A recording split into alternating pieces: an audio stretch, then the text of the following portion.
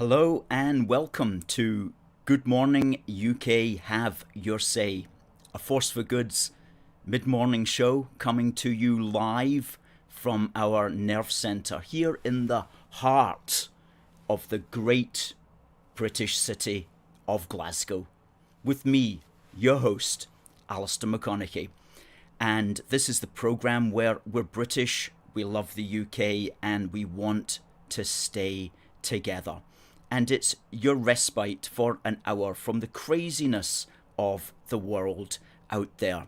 And if you're watching on Facebook or on Twitter or on YouTube, please do send in your comments and join in the conversation and tell us what's on your mind. There's, as always, a lot has been happening and we've got a lot to get through in this programme.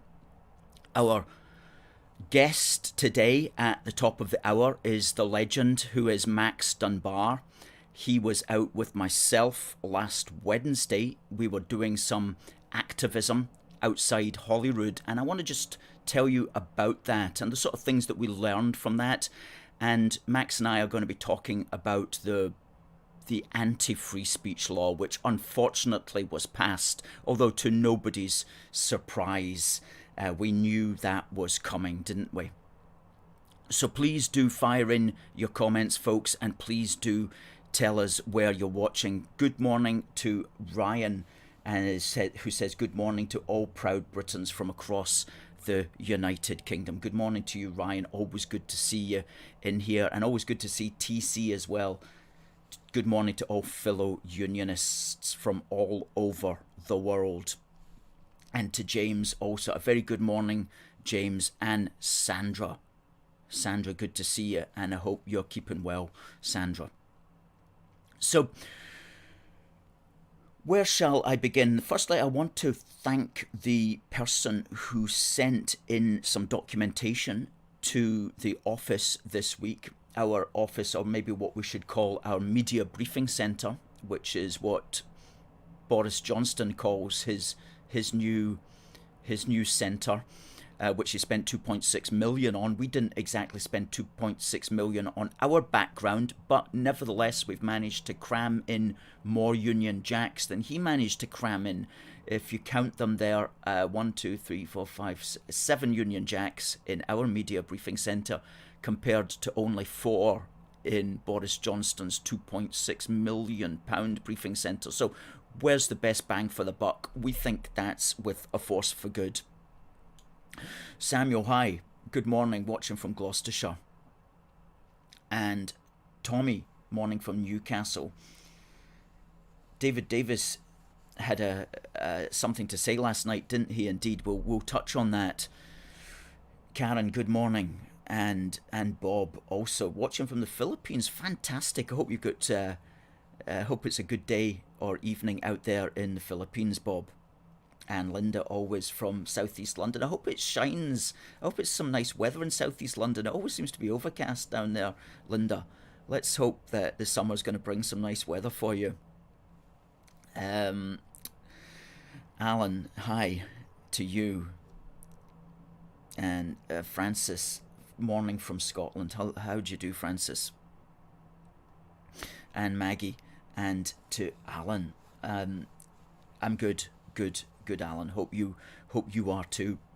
Yeah, so somebody sent us some mail that came in. Now, as you know, the SNP, we're 7 weeks away now from the big day, which is Thursday the 6th of May, the Scottish ejection, as we're calling it, not the Scottish election, the Scottish ejection, where we're going to purge the Sturge, give Humza the heave, get Swinney in the binny, and make Angus Robertson the soon-to-be forgotten one. At least that's the aim, and we can at least talk about it and talk that up, because if we don't talk that up, then it's not going to happen at all, is it? So let's hope for the best, and let's work for the best as well on the 6th of May.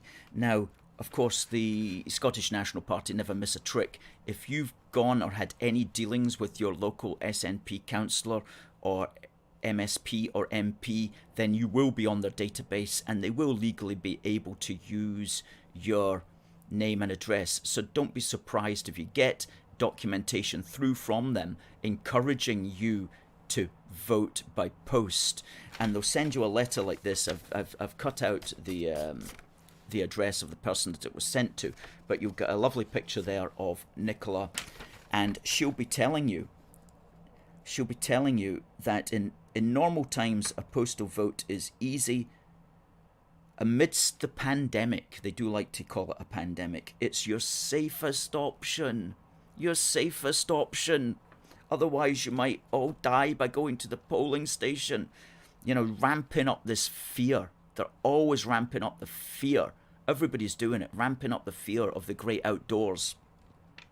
And so your safest way is just to stay at home and just vote for Nicola Sturgeon. And she's made it easy for you as well, because she's sent an application form, and which says safe voting, how to vote by post, and on the other side she's already written in your name and your address, so you don't even have to be bothered to do that. All you need to do is just fill in the bit on the right hand side where you sign it.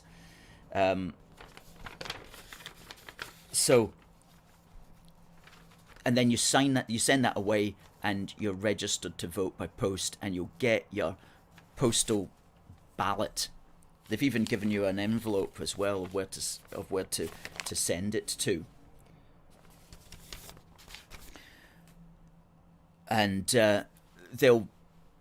you will then get a form back, which will be your postal ballot, and they're going to be sending out the postal ballots in the second week of April.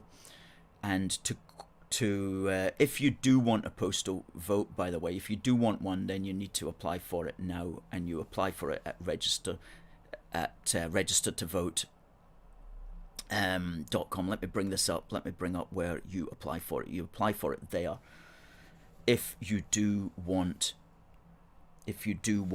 one of those postal votes. We don't like postal voting at all, because it's easily manipulated, and if they're going to try, as they are, to move the bulk of the population to postal voting, then that will be the beginning of the corruption of the British democratic process. No question about it.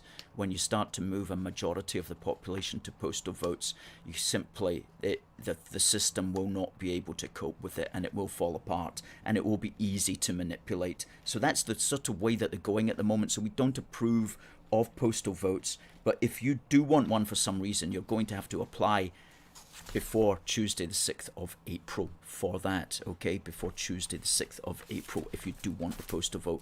Otherwise, if you're not registered to vote, you need to be registered by, it's the, let me just check my piece of paper here, it's so I don't make a mistake on this. You need to be registered by the 19th of April. By the 19th of April. If you're not already registered, I'm sure most people watching this program are registered, but if you know somebody that's not registered, maybe a young person, then you can please do try to get them registered if they're likely to support unionism, that is. Get them registered for the 19th of April. But seriously, everybody should be registered, whatever your political tendencies are. Tommy says, are political leaflets not banned? No, they're not. Certainly not through the post anyway. And here in Scotland, they've been allowed to start distributing them from a couple of days ago. Totally Nelson, postal voting is fraudulent and full of skullduggery. And Francis says, polling stations use pencils, take pens and give them out. We always take a pen and we make our indelible mark in black ink, and that's just the safest way anyway. Samuel, I think postal voting should be looked upon with scepticism. I think it should be an absolute last resort for those who cannot get to a polling station. Absolutely, totally.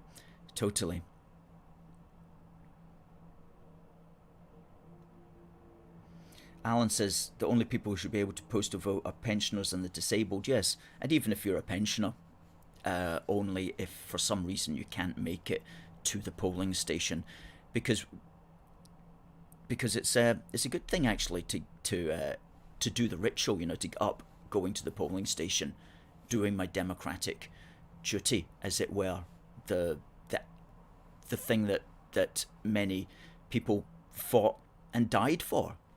So if you can't get out of bed and go to the polling station, it's a sad lookout, really. So we always encourage you actually taking part in that physical ritual of going to the polling station. And it is certainly in the United Kingdom, where it's paper ballots, then it is generally quite a safe way of doing it. In the United States of America, where they use electronic machines to vote or other type of machines, it's totally open to fraud.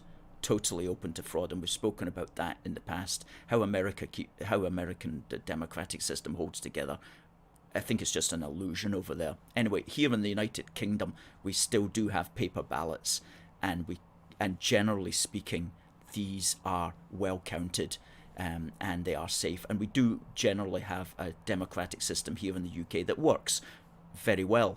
But if they're going to start compromising with postal voting, then we're looking at a system going forward that will be easily corruptible. So goodness me, let's hope that they keep sensible on that. Well, Callum, just changing the subject now, asks a very good question. Do I think that Anas Sarwar will beat Sturgeon in the constituency that he is standing against her in? Well, wouldn't it be amazing if he did? And I wouldn't discount the possibility. I wouldn't discount the possibility that he could beat Sturgeon, and that would really be something, because that would set the cat among the pigeons, no question about it. So I'm not going to discount that, because I think that the Scottish National Party are losing their shine, as we've said several times before.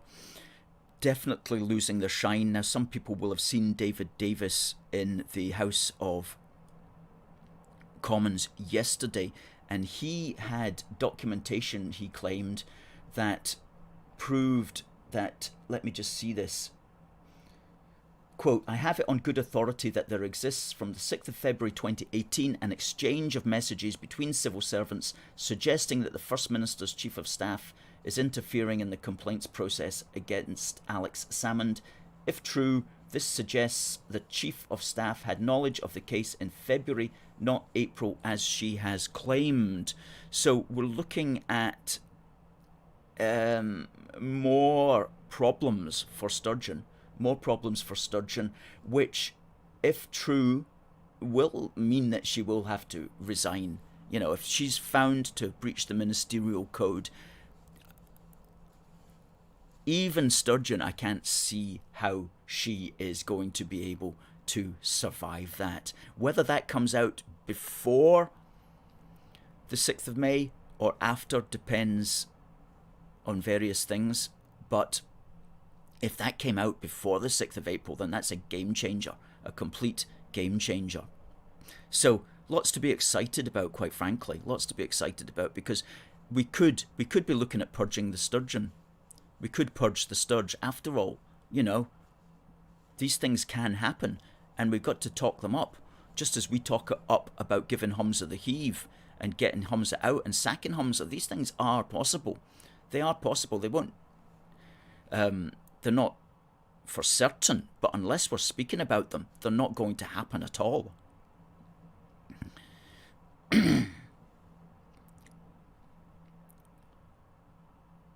And Ryan has some good word here for David Davis, a man that has always been on the right side of history.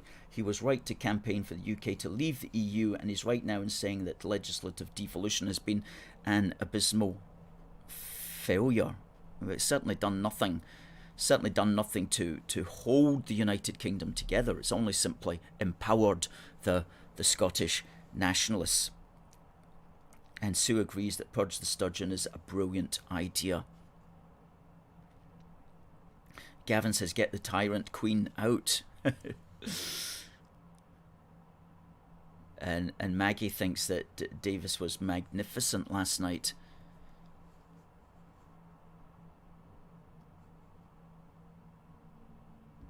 Absolutely. Stronger together, always united we stand, Frankie.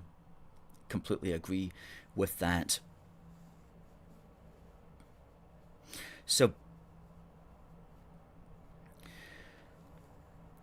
there has been one or two good good points coming up. You know, the SNP is, the shine has come off, and they are going down in the polls. However, we need to do more than simply be hope that they fail. We have to be proactive in our efforts. And one or two things that the British government have been doing lately have given us cause for optimism in the long term. You know, prior to just now, the British government of all stripes, the Conservatives and the Tories, haven't really properly understood how Britain is held together and what you need to do in order to hold the country together, all four corners of it. It's been a little bit too London-centric, as it were. But there are positive signs that these things are changing now. And, for example, this week we heard that one of the ideas that's being mooted, which we really like and which we've spoken about before, is actually moving the House of Commons around the United Kingdom. And there's an article here that appeared on the 12th of March in the Daily Telegraph saying Commons could tour the United Kingdom in bid to save the Union, it says, but certainly in bid to strengthen the Union is what it should be saying. That what they would do is sittings would take place each September when the Commons returns after the summer recess and before it breaks for party conferences. And these sittings could be held in Holyrood or in the Welsh Assembly in Cardiff or in Stormont, with the location rotating. Now, who was the first to come up with that fantastic idea? Well, certainly we have been publicising it for several years, and we did mention that, of course, in our classic wee book for the Union, and that's idea number 12. Locate Parliament in the rest of the UK. And we suggested while repairs are being carried out in Westminster, because it's an opportunity to bring the beating heart of British democracy to other parts of the United Kingdom. And of course it's a stunt, but it's a valuable stunt, and sometimes politics is simply about stunts, and holding the country together is about stunts, you know. And so we think that's a great idea. Definitely gets away from that sort of London-centric metropolitan feel, and it spreads the love around the country. As for cost and things like that, you know, we're paying for the system anyway. It's not going to be a whole lot more cost, really, at the end of the day. And Ryan's saying that devolution has been hijacked by separatists from across the Union. It's a Trojan horse that's leading to a two-tiered United Kingdom. Indeed, it's a Trojan horse. It's one thing to have parties that support the Union, but it's another thing to actually be for it to enable parties which oppose the Union. And, you know, talking about other things, other ideas that we've been able to like influence in a way, we were really, really pleased to see an article at the weekend in the Sunday Telegraph by Daniel Hannan. And I'm just actually going to bring it up here and read it to you, because it was quite surprising, but very pleasing that this was mentioned, okay? And I'm going to read it all out to you in full. And he says here in this document, and I don't know if I can make that a little bit bigger. He goes, the Scottish Secretary, the wry and good-humoured Dumfries businessman Alistair Jack, has a neat phrase.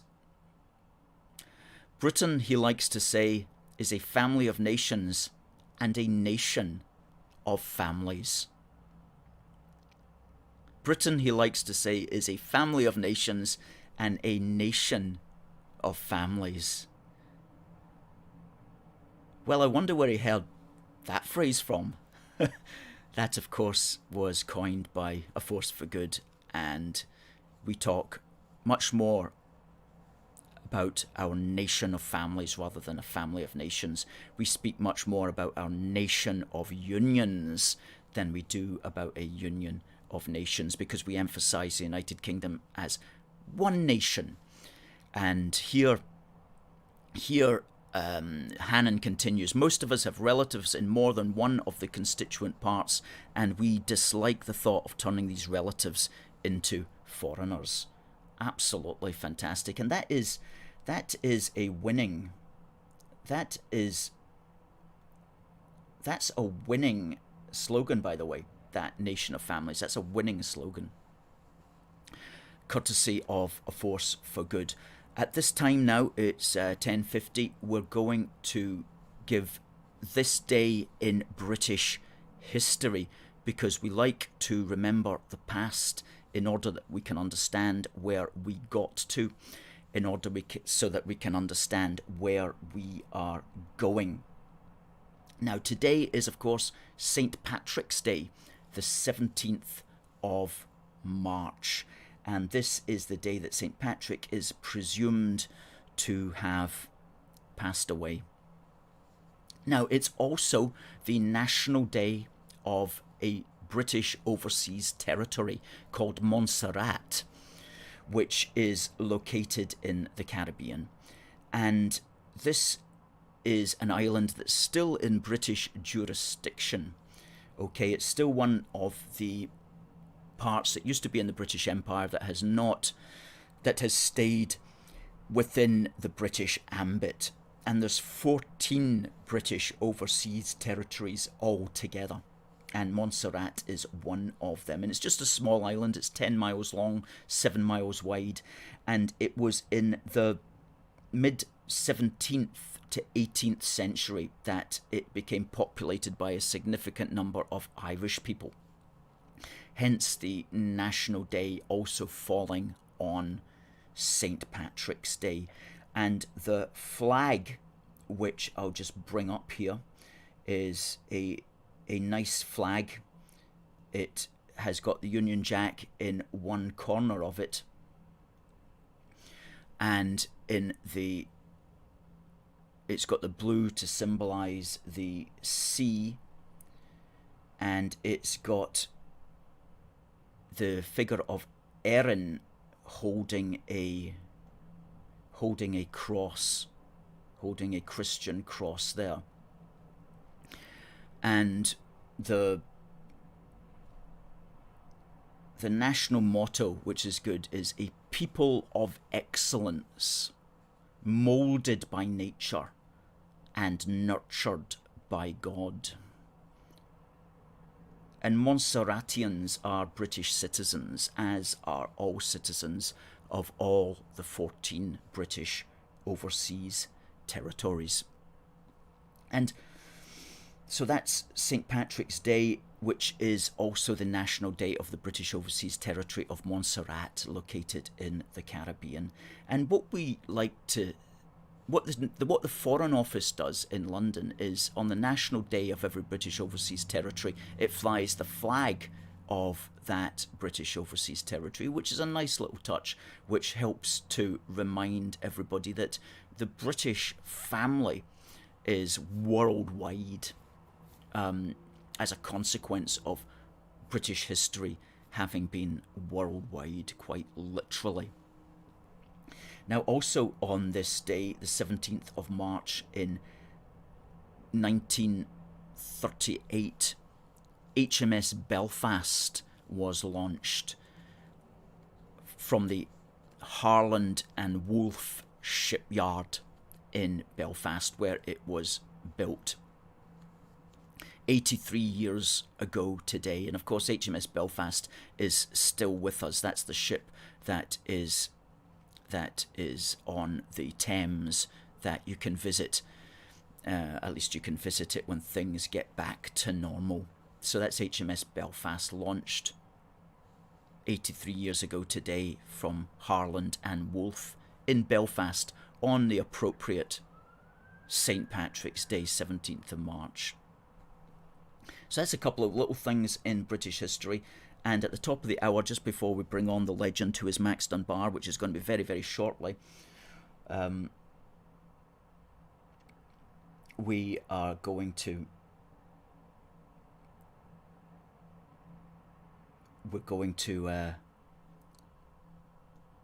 name the we're going to give you a question which is going to be based upon that. Now, I'm just going to get in touch here with our man who is coming on. Just bear with me while I do that, because he's going to be on. He's just sent me there a wee message saying he's going to be running about 2 or 3 minutes late. I know exactly why that's going to be.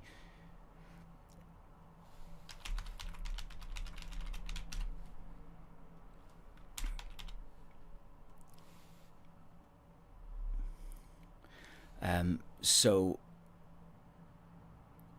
he's going to be coming on, and we're going to talk about what we were doing this Wednesday. Now, some of you will have seen that Max and I were outside Holyrood on Wednesday, because that was the day that the Scottish nationalists were putting forward their anti-free speech law. And the debate was held all Wednesday and also all Thursday, and they were successful. There were 82 people who voted for this bill, which was all of the Scottish National Party except for 2 people who didn't vote, except for several people actually who didn't vote, and some of the Labour Party. And we've put up the names, the Hall of Shame and Fame, and that's on our website, and we'll put up the link there which details specifically the 82 people who tragically voted for this act, and the 32 heroes, which included 3 members of the Labour Party who voted against it.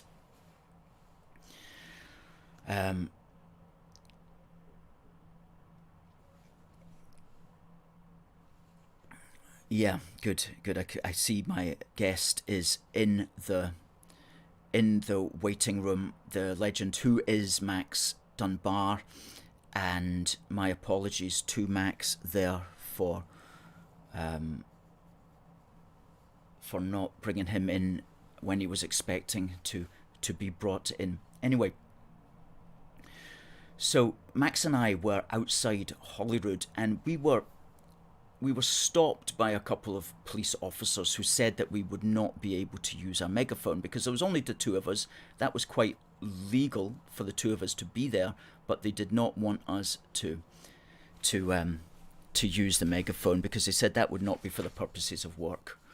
So what that essentially meant was that Police Scotland is forbidding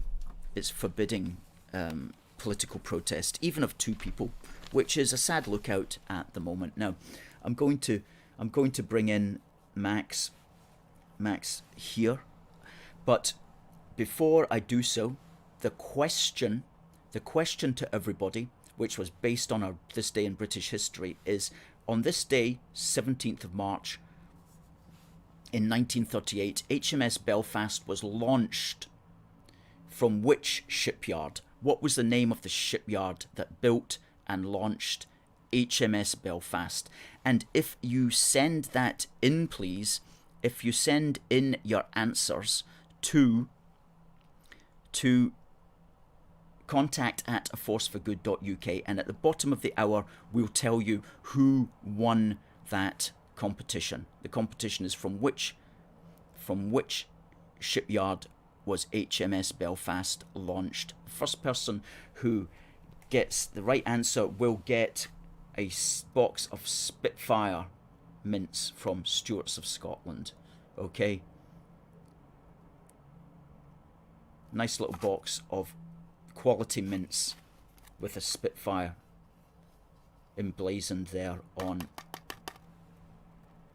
the tin, to the first person who gets that correct answer. Okay, so please do, folks, please do welcome in Max, and I'm going to bring in Max right now. Hello, Max. Can you hear us? I can hear you loud and clear, Alistair. Good. Morning. Good, Max. Good to see you. You're looking well this morning. How are you feeling? Yeah, feeling good. Yeah, feeling very Good. well. Have you recovered from your jaunt through to Holyrood with myself last week? That was an exciting day, wasn't it? It was, yeah. I mean, I wasn't feeling 100% on that day, Mm-hmm. but yeah, it was well worth the trip. And I think you did more pretty much what you set out to do in terms of reporting from the Scottish Parliament to our followers and supporters, etc. And I think you did a good job of it. We made the most of the fairly limited opportunities available to us. But the main thing was that we got the message across, That or rather, you that's did. right. That's right. Absolutely, absolutely. Um, um, we you know we've got good experience in this sort of thing, and we know that when we go to something like that, we have to go with a plan because too many people turn up at these sorts of events and they're like, oh, what shall we do? We'll just shout. And you see them on the Yeah, internet, like these crazy people who just like swear in the faces of yeah, police officers yeah, or, chant profanities and yeah, achieve basically nothing. yeah. I think quite a lot of these people go. Well, it doesn't matter whether they're from the right or the left.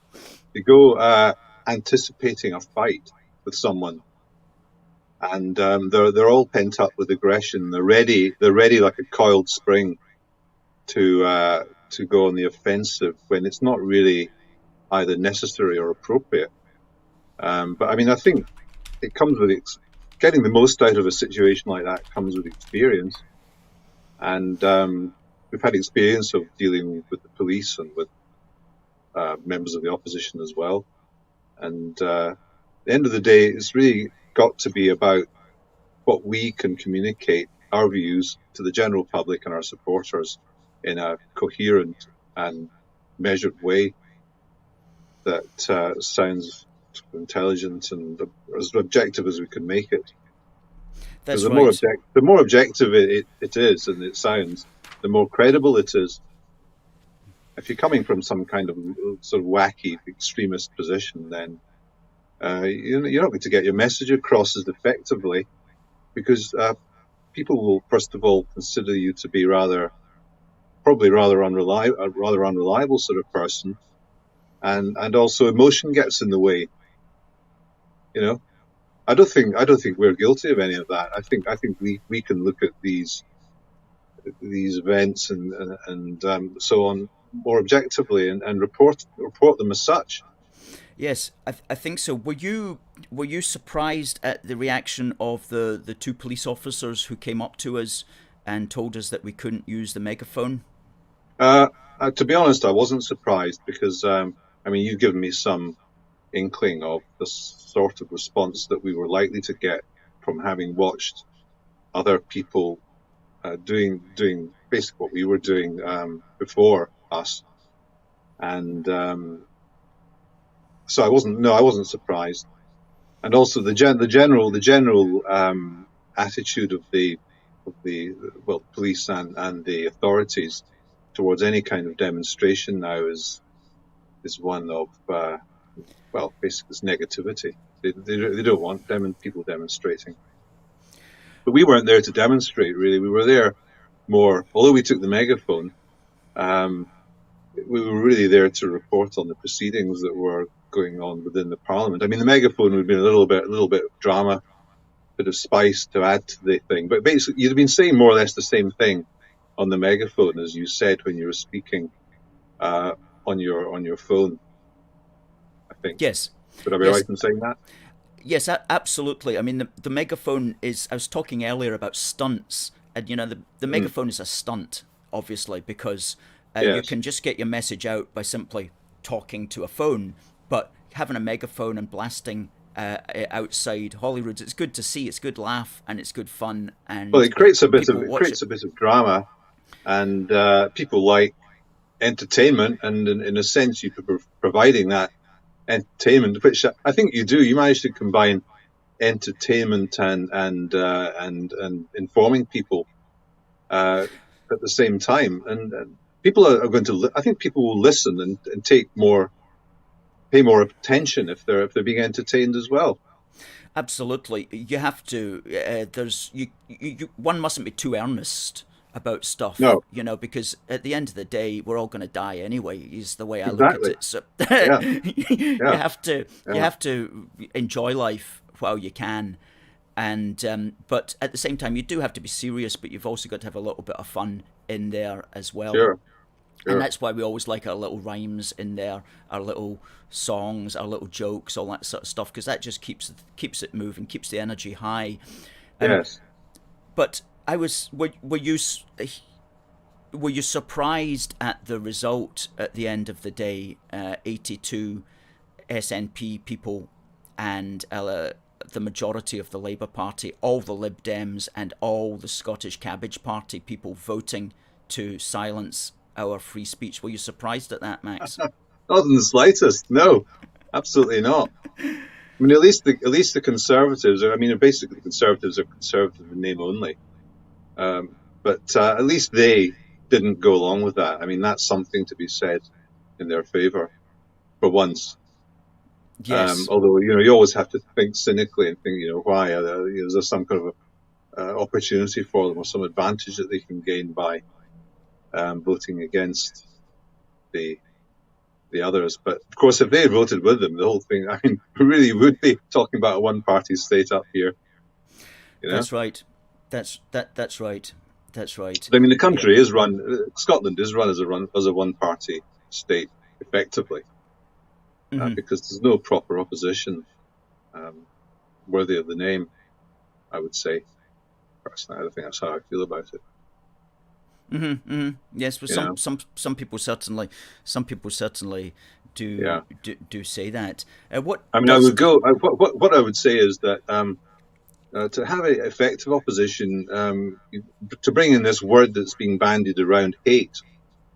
I mean, you do need a bit of healthy hate to provide healthy opposition. Because if there's no yes, real fundamental difference of opinion and the conviction to go with it, I don't see how you can provide effective opposition. that's right. So I don't think people should be too shy about this word hate. I mean, I know that the socialists are trying to suppress any opposition, and they use this word hate simply as a tool to do that, to beat people down with. But I think really looking at it again objectively, hate is an emotion, and it's something that I mean, you can't have love without hate. You can't have sweet without sour. You can't have hot without cold. You just have to Yes. accept that hate is there. And in politics, there's always hate, of course. That's why there's politics, Well, because that's there's right. division. And where there's division, there's difference of opinion. And hitherto, we've been able in the UK, through our democratic system, to be able to kind of harness these emotions and powers and to Mm, direct them in such a way that everyone at the end of the day generally will accept the majority view, even if they don't like it. And they know that, or they have known that in the future things could be changed. But the problem is now we've entered a new phase where we don't have the kind of checks and balances. Certainly in the Scottish Parliament, it would seem we don't have the checks and balances that there have been hitherto in the UK Parliament. I mean, you could argue now the UK Parliament is kind of off the leash, but certainly the executive is off the leash in the way that it has operated in the last year. oh, aye, very disturbing actually. What's been happening in Scotland, but also in the British Parliament, the mother of all parliaments, Mm, reduced to a shell of itself. Debates conducted between 7 or 8 people in the entire chamber, and yeah, big bills rushed through yes, without proper examination. without proper Uh, scrutiny. Mm, yeah, and all because they use the excuse of the emergency, the yes, pandemic, as they like to call it, which is they call that deliberately, that in order yeah, to provide cover for what they are doing, in order to make people think, oh, well, proper government has been suspended because there's a pandemic. Well, I've seen all the films myself, and a pandemic is when there's literally bodies lying on the street and there's men in hazmat suits carrying them off in stretchers. That's a pandemic. We've not been tripping over any corpses recently, have we? I don't recollect anything like that happening in the last year. No. Maybe it sounds a bit facetious to say so, but I agree with you. I think the whole thing has been exaggerated for purposes that are not genuine. Yeah, and the amount of political things that they're putting through under this cover is really quite astonishing. And they're getting away with it as well, because, I mean, even in our small way, when we went along on Wednesday, we were the only two people outside the entire building. Yeah. Now, normally there would have been a healthy number of people outside with banners and slogans, and the media would have been there and so on. But because there's a pandemic, the place was literally like something from a zombie film. Nobody around, apart from just ourselves and one or two police officers. And that's when one of the most important bills is passing that's ever passed in Holyrood. Just deathly passing to a deathly silence, other than ourselves doing what we can. Yeah, to and the other thing is, I mean, correct me if I'm wrong, but I don't think the media have really sort of brought enough public attention to what was going on in the way that our freedoms were being seriously taken away or eroded over these 2 days, Wednesday and Thursday. I mean, I'm not aware that the media have been particularly active in talking about it. No, they haven't. And if you looked at the Scottish press, you would see only maybe a half a page report on what happened on Thursday, or you'd just see a small column in the corner or something like that. There's alternative sources on the internet have been holding forth about it, but as far as the mainstream media, which creates reality for most people, that has been silent. They've kept it quiet. And of course, Hum's is very clever, because he makes it sound like he's trying to, as if it's a good thing, And it goes back to what you're saying about hate. If you just call anything hate, then most people will be like, we don't like hate, Well, it's not hate, it's just somebody giving their opinion about a certain matter which you disagree with, that you're calling hate. That's really what it amounts to. It's attempting to shut down political speech that they don't like under the guise of hate. It's really as simple as that. You've nailed it there. Yeah. That's what it is. Yeah, so whether this will ever get overturned or not, I don't know, because the culture is such that we're living in a world where there are lawmakers who believe this sort of stuff, and it's so to overthrow that culture of thought will take a long time, and whether it can happen or not, I don't know. But we should certainly keep trying. It's hard to know where it's going. I mean, it's almost as if even those who are not particularly convinced by these laws that have been brought in are swept along inexorably with the flow to God knows where we'll end up with this. And you mentioned there, it's a bit like the way that we've been ruled for the past year is a bit like the Enabling Act that in Germany in the early 1930s, where democracy was really dumped, and they decided to confer emergency powers on the ruling government at that time through the Enabling Act, and we know where that ended up, and that seems to be where we're heading at the moment. Yes, it's an interesting point, because under the guise of emergency powers, it seems that you can actually just do anything if you've got the power to begin with. Under the guise of the common good, acting for the common good. That's what it's all about, acting for the common good.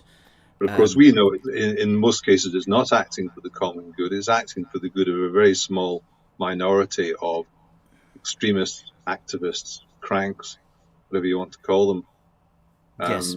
People who are really eccentrics and who do not represent the views of the majority, and the establishment favour them over us.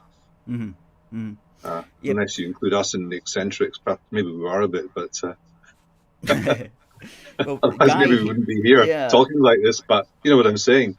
Yeah, I think we're moderate. We're moderate. I think we're moderate. I mean, very much so. I don't think we're unreasonable. No. You're right. Guy makes a point here. He says we're the first generation that has never had to defend our freedom, and it shows. No appreciation of where it comes from or what it costs. Yes. What are your thoughts on that, Max? Because sometimes I know you were wondering if people actually want their freedom these days. You know, do they value their freedom? Do the British people want to be free, or do they prefer safety? Problem is that, I mean, the war, something's harking back to the war and all that kind of thing, but when the wartime generation died out, which they're more or less done, things seemed to change, and there wasn't that kind of sense of having fought for something and either retained it or won it anymore. And there was a kind of there's a general complacency that everything's always going to be the way it is, and we're always going to be able to buy a nice car, go on our holidays abroad, eat as much as we want. There's been no struggle, really. I mean, I know people have suffered hardship and so on. There's been unemployment and all that kind of thing. But overall, most people have had a comfortable life, and their standard of living materially has improved. And of course, under the Blair regime, he was clever to create the feel-good factor for large parts of most of the population, but at the same time, really carrying out a revolution within that. So he anaesthetized us with good economic conditions and high standard of living, while bringing in these measures which we're now seeing coming to fruition, or have been coming to fruition for some time. Revolutionary, really. We're going through a revolutionary period now, but people in the UK have never lived under the sort of regimes that people in Eastern Europe had to live under until 1989 or 90. So we've not been inoculated against that kind of totalitarian government in the UK. We've read about it. Some of us have read about it in the history books, but we've never experienced it directly. People in Eastern Europe have, so they're the ones who are more sensitive to these sort of changes and political developments, than we are, possibly. I think that could be one of the reasons. So these two things, really. First of all, the wartime generation having gone, and people in Eastern Europe, Europeans like ourselves, but Eastern Europeans who've lived under totalitarian systems, being more aware of these rather cynical and dangerous developments that have taken place in recent years, driven largely by Germany, actually. Do you know, Max, that's very well said, and I totally concur with your points there. And do you know what? We really need to have you on a lot, because I don't think people fully appreciate, even though you're a man of action very much, you're also a man of the mind, and you study history a lot, and you're a very good political scholar, and you're able to communicate your thoughts very well. Hence, you're nicknamed the legend who is Max Dunbar. So, well, I do what I can. I mean, I could spend as much time as I can reading up on things, and try and retain some of it, and it does penetrate my skull, some of it. Good. And you can see things happening that are sort of echoing the past. I'm not saying that the past is going to repeat itself in exactly the same way today or tomorrow, but you can see patterns emerging, and perhaps in a way one's better off not to maybe have a better life being ignorant of these historical Do you matters know, and not worrying I yourself to death about it. I ask myself that all the time. Would life be easier if you just didn't know what was going on in the world, or whatever went on in the world, Yeah, or whatever's yes, likely to go on in the world? Anyway, that's not our lot. Our lot is to think and do in yeah. reality. And on I mean, that in reality, note, actually getting away slightly from reality, we're talking about, well, why we were outside Edinburgh, and I would outside the Holyrood Parliament in Edinburgh. And my kind of analogy is I would say that the legislation that was going through was an extension to the Cutlery Act 1986. the Cutlery Act. Oh yeah. The Cutlery Act, yes, Mm. because the Cutlery Act has been extended by the Cutlery and General Kitchen Utensils Scotland Act Oh yeah. 2021, Yeah. where Yeah.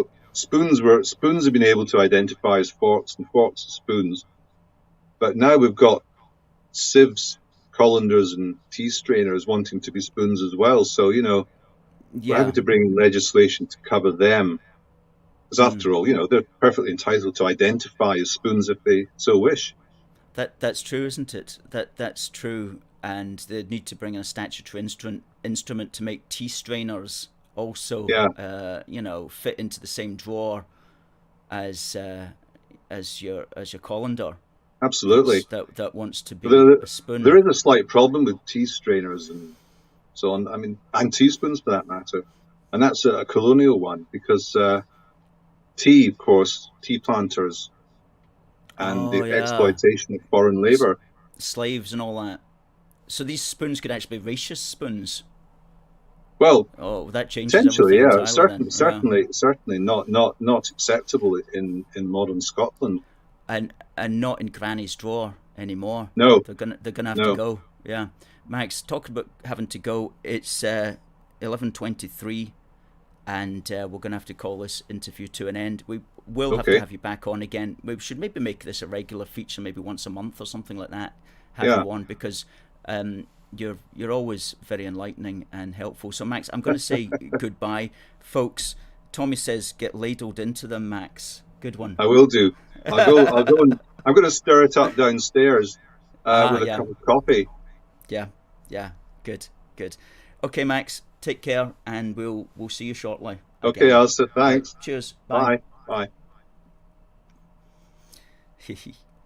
Good old Max. Well, I hope you enjoyed Max. Max has always got a lot of wisdom to impart. He's one of these guys that really brings value to the table, as they say. As Linda says, Max explains it so easily, very informative and interesting, and a great bloke all round is Max, and a great member of the AFFG team. Max is our chief of security, and he's absolutely essential to everything that we do. And talking about demos and things like that might be coming up, we do know that the marching wing of the SNP, who call themselves all under one banner, are doing static demos this summer, and they've got one arranged in Glasgow on the 1st of May, which is Saturday the 1st of May, which is several days before Thursday the 6th of May, which is the actual election. Now, the 1st of May is also the day in 1707 when the greatest union of all time came together, which was Scotland and England. So if AUOB are having a static demo, we'll certainly be there to say hello to them and to remind them of our wonderful United Kingdom. So that might be coming up. We'll be keeping an eye on all of that and what they're planning and what we're planning and so on, and we'll keep you informed. Please do watch our Facebook and Twitter and Instagram and YouTube pages in order to be kept up to date with all of that. Now, if you are watching on Twitter, please do retweet this with a positive comment.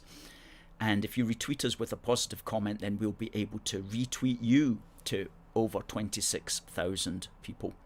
So please do fire this around. Please do share it. If you're watching on Facebook, please do share on YouTube. And on YouTube, please do subscribe to us, because we want to get these subscriptions up. So click the red subscribe button, hit the bell for notifications, and also give us a thumbs up on YouTube. Smash that thumbs up button, please. Absolutely. Now, talking about wisdom and philosophy, I want to just talk to you quickly about a quick book here that we've got, Scotland Now by Professor Tom Gallagher. Scotland Now, a warning to the world. This was written shortly after the 2014 referendum. We're selling it in our shop. It's the best book that's been written on the 2014 referendum. It comes from a very intelligent, strong, pro-UK angle, and if you haven't got it, please do consider adding it to your library, and we'll put the link up there, direct link up to Scotland Now, a warning to the world. That's on our shop, and you can go to our shop, which is simply aforceforgood.uk shop-1, and I'll hold that up there once again. So we've got that with the shop, and we'll use this. We do this because Facebook will then take a screen grab of this, and we can use it as a thumbnail for our YouTube, and also our Rumble and BitChute videos, because we're backing these up now. We're backing these videos up on rumble.com and on bitchute.com. So if you're on any of those channels, which are just like YouTube channels, please also give us a follow on rumble.com and on bitchute.com.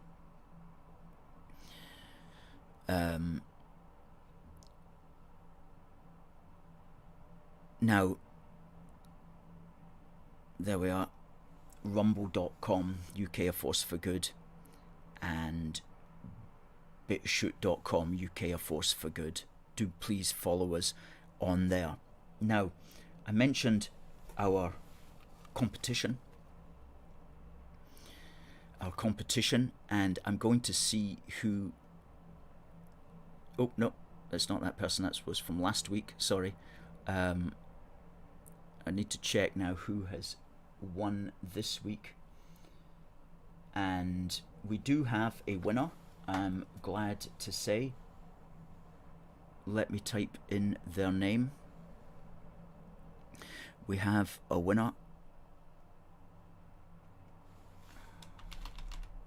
Now, if this person could please send us their address, and we will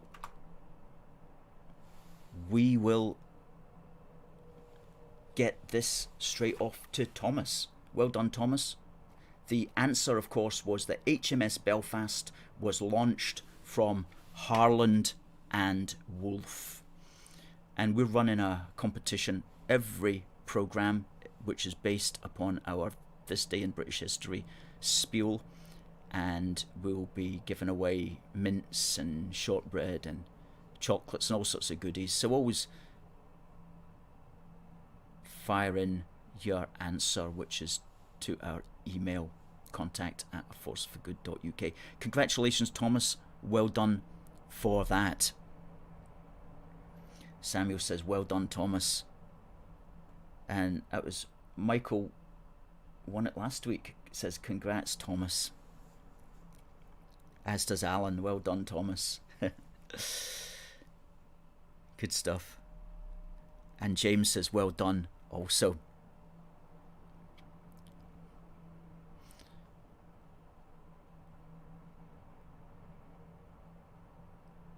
Good. Folks, an hour has gone so quickly. I think it was the interview with Max, who's such a compelling speaker, that the hour has gone very quickly. I want to say thank you to everybody who's watching. Thank you to everybody who's sharing this. Thank you to everybody who's retweeting it. Thank you for everybody who's subscribing to our to YouTube. Thank you to everybody who's given thumbs up. Folks, we're here every Wednesday at 10:30 to 11:30, and this has been our 10th programme. So again, it just shows the importance of stick-to-itiveness, and we're going to be sticking to it right through this year and right up, of course, until the Scottish elections coming up on Thursday, the 6th of May, which is only 7 weeks away now. So, folks, on this St. Patrick's Day, we wish you a happy St. Patrick's Day. And we wish you, as Alan says, a good afternoon in the sunshine to everybody. Thanks to our guest, Max. Congratulations to Thomas. Thanks to all our viewers. Have a great day. All the best from A Force for Good. It just remains for me to say, God bless the United Kingdom and God save the Queen.